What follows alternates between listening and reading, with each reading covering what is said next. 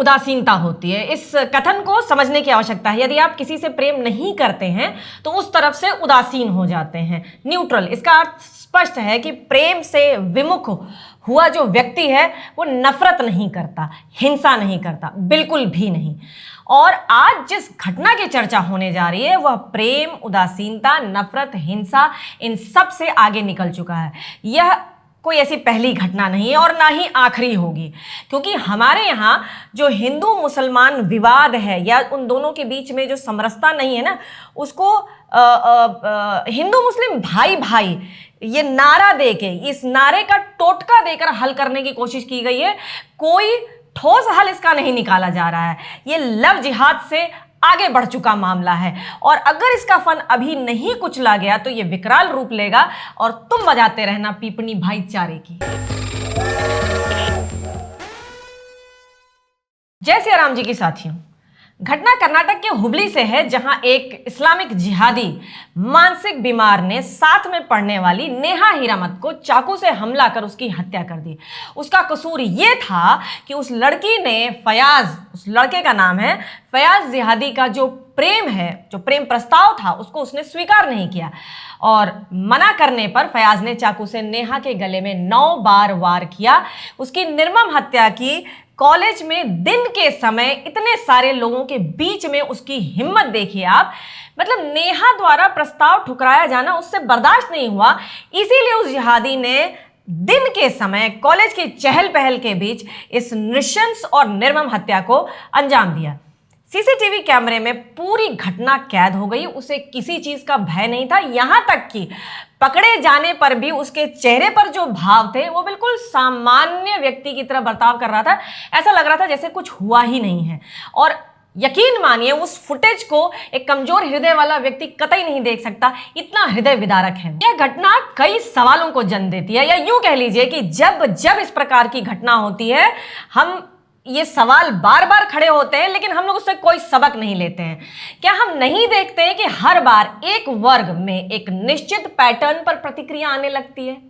क्या हम ये नहीं समझ पाते हैं कि उदारवादी, नारीवादी रवीश कुमार हैं, चरखा दत्त हैं, भरभरा भास्कर हैं, बीप बीप सरदेसाई हैं, चुगलेंद्र यादव हैं और न जाने कितने ही ऐसे लिबरल पाखंडी सेलेक्टिवली मौन हो जाते हैं। मणिपुर पे वो मुखर हो जाएंगे, लेकिन इस तरह की घटना पर वो चुप हो जाएंगे।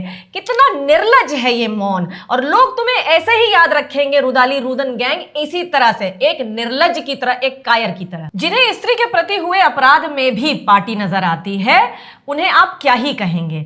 लगेगी आग तो आएंगे कई घर जद में, यहां पे सिर्फ मेरा मकान थोड़े ही है। ये वही दल हैं, ये वही लोग हैं जो लव जिहाद को, ये इस कॉन्सेप्ट को ही वो पूरी तरह से नकार देते हैं। मतलब इस तरह की घटनाओं को वो भ्रम बताते हैं। वो कहते हैं कि ये अल्पसंख्यकों के विरुद्ध एजेंडा चलाया जा रहा है। मैंने कई बार कहा है कि जनरलाइजेशन नहीं है ये, लेकिन फिर भी एक तर्क ये भी है, ये जनरलाइजेशन नहीं है।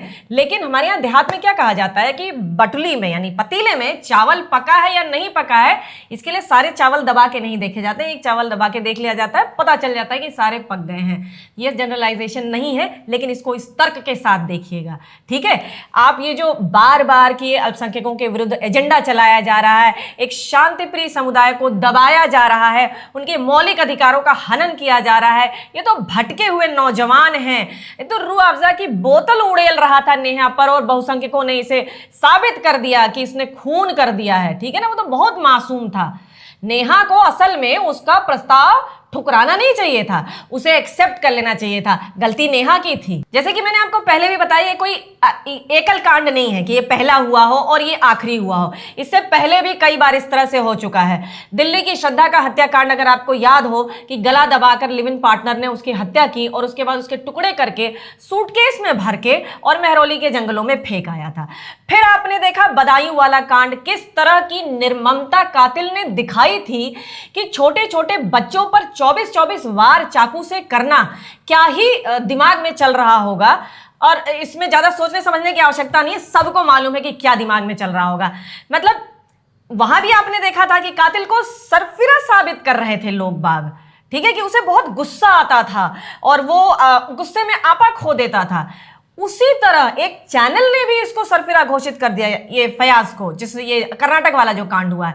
तो मतलब पूरा नैरेटिव सेट है, पहले से ही लोग क्लीन चिट देने लगते हैं। कोई सरफिरा है तो भाई उसको पिंजड़े में बांध के रखो ना, उसको खुला क्यों मार्केट में छोड़ा हुआ है कि दुनिया में दूसरों के बच्चों को मारते फिरे ये लोग।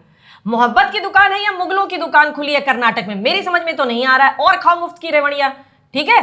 तुम्हें इतना बता दूं मैं, दुनिया में कुछ भी मुफ्त में नहीं मिलता। और राजनीतिक मोहरा बनना बंद करिए। इनके पिता का भी मैं स्टेटमेंट देख रही थी, नेहा के पिता का भी स्टेटमेंट देख रही थी। अजीब तरीके से गोलमोल किस्म का उनका बयान था, सीधे सीधे उन्होंने उसकी तरफ ना नाम लिया ना टारगेट किया। मतलब क्या है कि कांग्रेसी बनने के लिए तुम्हें इतना नीचे गिरना पड़ेगा कि तुम अपने बच्चे के खून से भी किनारा कर लो। मतलब किस प्रकार का सेकुलरिज्म है जिसका सारा भार एक वर्ग के कंधे पर डाल दिया है और उसकी कमर तोड़ी जा रही है, उसके घर जलाए जा रहे हैं, उसका परिवार उजाड़ा जा रहा है, उसके बच्चे मारे जा रहे हैं आपके इस सेकुलरिज्म के नाम पर। ये बहुत बढ़िया भाईचारा है जिसमें भाई का अर्थ है, इसमें भाई कौन है, वो जो जिहादी हैं, और चारा कौन है, हिंदू हैं। और ये चरे पड़े हैं, खाए जा रहे हैं। मतलब क्या ये चिरकुट फयाज नाम का ये जो आदमी है, किसी नसरीन द्वारा अगर ठुकराया जाता, नेहा ना होकर वो नसरीन होती, तो क्या तब भी वो ऐसे ही 9 बार गले में चाकू मारता? बिल्कुल नहीं मारता, क्योंकि वो नेहा थी इसलिए उसके गले में 9 बार चाकू मारा गया। क्या ये जो लिबरल गुबरेले हैं जितने भी हैं, लाल टोपी, नीली टोपी, गोल टोपी, नेहा की जगह नसरीन होती तो भी ये चुप्पी साधी बैठे होते? ना ना, ये बिल्कुल नहीं बैठते, एकदम नहीं बैठते। हिजड़ों की तरह सड़क पर निकल के नाचने लगते, ताली बजा बजा कर। अभी चुप रहेंगे क्योंकि आरोपी इनका बाप है। सवाल अब भी वही है, कब तक हिंदू आंख बंद करके देखेगा, कब जागेगा? उम्मीद करती हूं कि किसी और नेहा पर चर्चा ना करनी पड़े, किसी और श्रद्धा पर चर्चा ना करनी पड़े। मन बहुत व्यथित है, मन बहुत दुखी है। इस तरह की चर्चा किसी के लिए भी आप कह सकते हैं कि ये कोई चर्चा का विषय नहीं होना चाहिए, कभी नहीं होना चाहिए।